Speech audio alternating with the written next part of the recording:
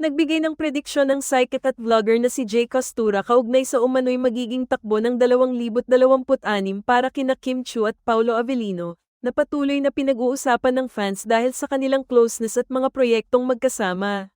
Sa isang vlog interview, sinabi ni Jay na mas pinipili umano ni Paolo ang pribadong buhay kaya hindi ito show ipagdating sa personal na usapin. Dahil dito, posible raw na bigla na lamang may ikagulat ang publiko tungkol sa kanila ngayong 2026. Si Paolo kasi hindi siya showy, mas gusto niya ng private, so baka bigla na lang sila magpapasabog ngayong 2026, pahayag ni Jay. Pagdating naman kay Kim, sinabi ng psychic na mas nakatuon muna ang aktres sa kanyang career at wala pa sa isip nito ang pagse-settle down.